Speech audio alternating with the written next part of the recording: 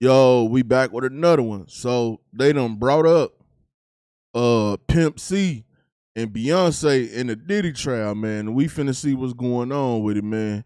With Beyonce and Pimp C being brought up in this Diddy trial. Child, people who were in Houston when there were rumors of a Pimp C tape know who was loose. And you know who they're talking about? Drum rolls, please. The one and only Beyonce, allegedly. Who was in this Pimp C tape? All I can tell you, there was a famous R&B chick, and it was a guy that was getting money at the time. And, you know, Pimp, he used to be in the studio. And every now and then he'd have a camcorder, so he was able to get some footage.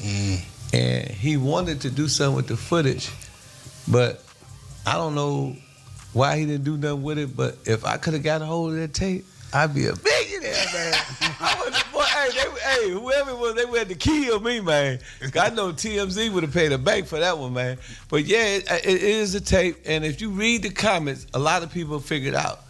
Okay. A lot of people figured out because, you know, people that was in Houston at the time, they know who was a little loose. And that's not even the worst part. Based on some whispers making rounds, Beyonce's Damn, Pimpin' Ken said Beyonce was a little loose. God damn, okay. name is going to come up pretty heavily in Diddy's trial, and prosecutors are going to expose everything from how she allegedly participated in the freak-offs, what she knows about Cassie, what she knows about girls being transported around borders, what Nah, man, come on, man. I don't think Beyonce know nothing about participating in these freak-offs. Hold on, man. Jay-Z did to hide their shenanigans, everything. I'm saying, Sean Carter, you're a piece of shit. Taking Pimp C wasn't bad enough. You just want to go down there and you want to just remove all of the balls from every real gangster in Houston. And based on what I've heard, Beyonce's very spicy and racy past is going to be put on blast as well. A lot. And she was trained at the esteemed Berkeley College of Music. Handpicked by my very good friend, Terry Lynn Carrington, Dr. Terry Lynn Carrington, who put together Beyonce's entire female band, which was Matthew Knowles' idea because he couldn't get Beyonce to stop people. Guess you didn't know your daughter well enough because she just started all the girls. Well, basically, Beyonce did what? Hold on. I don't know about that, man. I don't think Beyonce was that wild and loose, but let's keep going. what people have been saying is that there's no way Beyonce and Jay-Z could be close friends with Diddy for 2 decades, be business partners, attend his parties, know his family, have countless business ties, vacation together multiple times, know all his kids, and not be complicit or at least aware of the illegal extracurricular activities Diddy is facing trial for. So of course, it wouldn't be surprising if both Jay-Z and Beyonce are called to the stand. And while the prosecution may largely focus on the relationship between Diddy and the Carters, we know how these trials go. And most of the time, they unearth seemingly unrelated skeletons just to make a connection. Now, in Beyonce's case, what I've heard is that the prosecution intends to paint her as one of the girls who was being transported across borders. And to do that, they're gonna have to— I ain't gonna even lie though. Jay-Z and Beyonce be looking unhappy as hell together. Like, I ain't trying to be with them up looking that unhappy, but they know they be looking unhappy, goddamn. They really, really be looking unhappy together a lot. to bring up Beyonce's alleged dark past. And I'm talking about everything from when she truly started dating Jay-Z, like her age at the time, to intimate activities she has participated in, similar to freak-offs. Guys, that's where Pimp C and their alleged tape comes in. Okay, just for a bit of background, back in the day, Pimp C first signed to Jive Records in 1992 as part of UGK with Bun B, and they released their major label debut album, Too Hard to Swallow. The group then followed this with their second and third major label albums, Super Tight in 1994 and Ridin' Dirty in 1996, both of which charted in the Billboard 200. The group also received national attention in 2000 after being featured on Jay-Z's hit single Big Pimpin', which peaked at number 18 on the Billboard Hot 100 and number 1 on the Rhythmic Top 40. Then they went on hiatus for the first half of the 2000s, and both members pursued solo careers. Unfortunately, in December 2007, on Jay-Z's birthday, Pimp C was found dead in his hotel room, with a coroner's report report attributing his death to complications stemming from heavy consumption of lean and his pre-existing Hold on, Pimp C died on Jay-Z's birthday? That's crazy. condition of sleep apnea. As for what exactly happened, Pimp C had been staying in the Mondrian Hotel in West Hollywood, California, where he had been working on new music and performing with Too Short. On the morning of December 4th, 2007, he was scheduled to fly back home, where his wife was waiting with his cousin at the airport to pick him up. And after not hearing from him the morning of the scheduled flight, his wife called the hotel and requested that they check on him. Based on reports, the hotel staff discovered Pimp C unresponsive in his hotel room, where paramedics pronounced him dead shortly after. Well, here's where it gets interesting. According to DJ Paul of 3 6 Mafia, Pimp's manager described seeing Pimp's body laying down like he was praying, but there was blood around like he was hit. They thought he was probably hit in the head, but they didn't know what happened because there was blood everywhere. Based on what DJ Paul said, Pimp was knelt down like he was praying, and the candles were all the way burnt down. So they knew he'd probably been dead for a day or so because he always lit those candles to sleep. We even had someone like Too Short saying that he found the circumstances of Pimp C's death a little sus when he told Hip Hop DX, "I can't believe it's 10 years and I have never till this day been able to accept the circumstances." That's a lot of these little weird situations with folks getting found in hotel rooms, and they always be by themselves in a hotel somewhere in some strange ish. And I'm just like, what the hell is going on with these celebrities and hotel rooms? Checking the 27 Club? You know what this is. Then he also said in an interview with Vlad TV that to him, the death just didn't add up. It's like, I heard some shit about he had his clothes on or something. I don't know. Like, I don't really know if all this is true, but I just heard parts like, I'm like, what happened to my guy? Right. And then they come out with the official. It was a mixture of some stuff, the prescription and something else or something that I don't really know.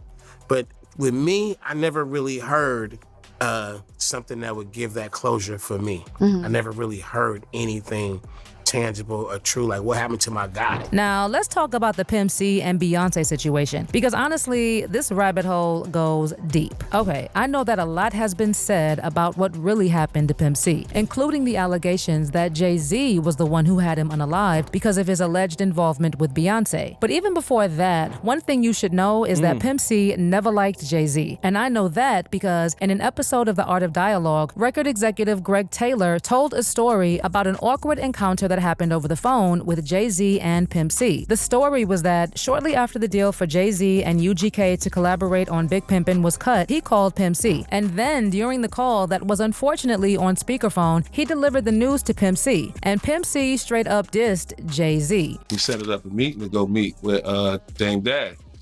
So we go, after I leave Jive, I go to Rock, to the Rock. As soon as I sit down there, Dame Dash opened up his checkbook, could have checked for $1 million. I'm like, whoa. He like, I was like, is this for sure? He was like, no. He said, we want to with UGK. I was like, what? He's like, we want to with your boys. That's right. So I immediately picked up the phone and called Pimp C. Because all I was trying to get was 100,000. When Dame cut that $1 million, I called Pimp on the phone like, yo, Pimp. And him and Jamal was in the house. And I could hear a tussle or some type of confrontation, right? And I'm like, calm down, bro. Y'all calm down, Pimp. I ran up the cable bill. They was fighting. Okay, they was fighting like hard. And I'm like, Pimp, stop whatever you doing right now. I told you what's going down with Jamal when you moved him up in there. I said, but right now, I got $1 million check for you. And all we wanted was 100,000. I was just like, who is that with? I said, with Rockefeller. He was like, what? I was like, yeah.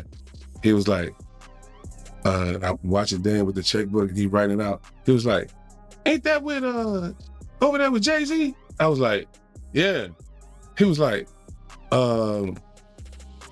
man, tell him to take that check to go give it to Tupac mama, man. He's gonna be stealing all my shit. I was like, what? Note that Pimp C refused to A Pimp C didn't like Jay-Z because Tupac didn't like Jay-Z. So Pimp C was on it. He didn't want Pimp C, didn't even want to do Big Pimpin'. Then after he did Big Pimpin', he didn't want to perform Big Pimpin'. He wasn't trying to do the video. They had to shoot him in Miami.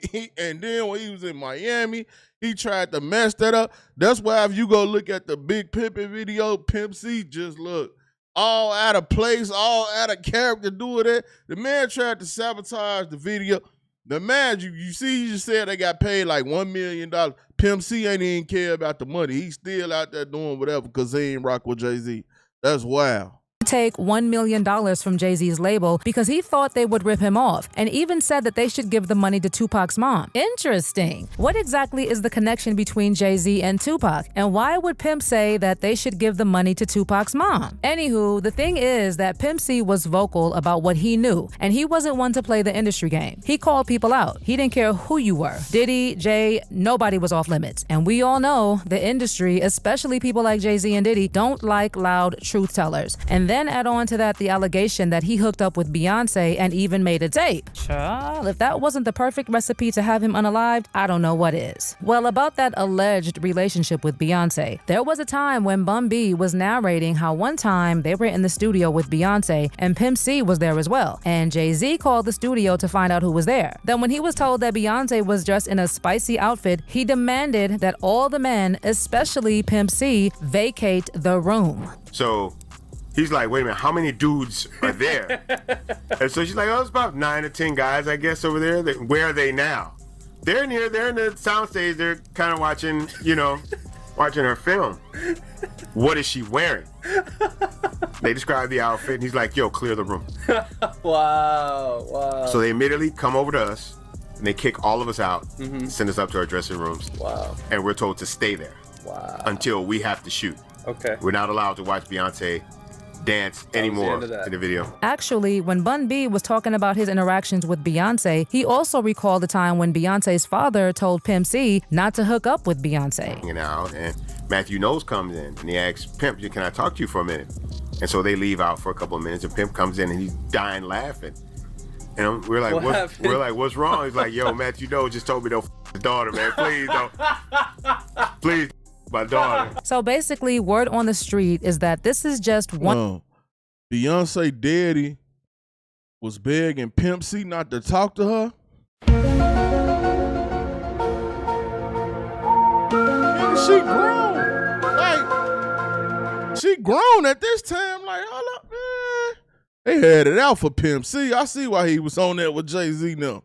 One of the things that could come up from Beyonce's past if she takes the stand. But we also know that she's been mentioned quite a few times in relation to this case, right? I mean, there have already been reports that Cassie actually implicated Jay-Z and Beyonce in her initial lawsuit. The thing is, Cassie's lawsuit was allegedly initially 60 pages, but it was narrowed down to 35 pages. And in these pages that were removed, Cassie allegedly also talked a lot about Beyonce and Jay-Z. It is actually said that Jay-Z and Beyonce were implicated in the lawsuit for witnessing Diddy strike Cassie and push her down at one of Diddy's parties. Allegedly, what was in the lawsuit described an incident where after Beyonce witnessed Diddy striking Cassie, Cassie fled upstairs and locked herself in one of the bedrooms. Then Diddy's security tracked her down and Cassie took 30 minutes or more to get herself together. Allegedly, once Cassie was on her way returning to the party, Beyonce and Jessica Alba were waiting for her in the foyer of the house to check on her. Cassie said that Beyonce was visibly upset, and as Diddy and Jay were walking towards them, Beyonce blew a gasket and screamed at Diddy, telling him that what he did was highly offensive and unacceptable. Then Diddy got on his knees and apologized to Cassie, Beyonce, and Jessica. Beyonce was also reportedly super mad at Jay-Z, and she asked him why he was comforting Diddy instead of checking him. And she reportedly even told Jay-Z that she was starting to lose respect for him. Reportedly, after that incident, Beyonce, Cassie, Jessica, and about 20 to 25 people left the party after witnessing what happened or hearing about it. The source also said that Cassie left with Jessica and her people because she knew that if she left with Beyonce, Diddy would track her down because of the connections he had with Jay-Z. Also, remember when Jaguar Wright claimed that Jay-Z and Beyonce are a nasty couple who keep people against their will, putting them on planes while they're unconscious to illegally transport them across borders for you know what? Victims potentially, do you think there could be?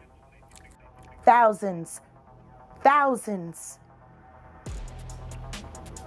I've talked to hundreds that I deal with still myself. I have 3 victims right now who are willing. Hey, Jaguar right. She be right sometimes, but she say some of the craziest stuff. Like she said, it's thousands. Then she said, is hundreds I talk to myself. And then she say, but I got 3.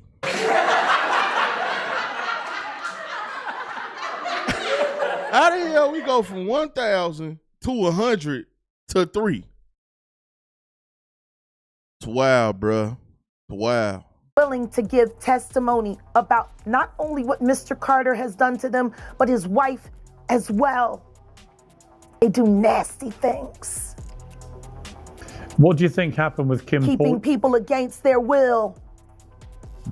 Putting people on planes while they're unconscious, just like Aaliyah got on that plane. And everyone knows it. The wiretapping of the phones, putting air tag on children during visits.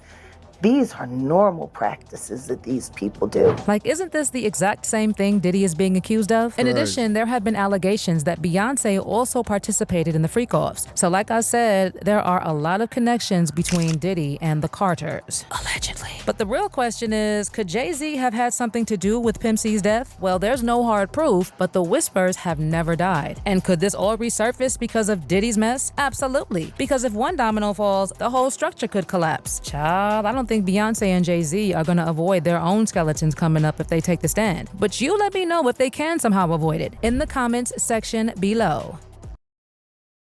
All right, man. Y'all in the comment box, man. Let me know what y'all think about all this. It's your boy Buddha. I'm out.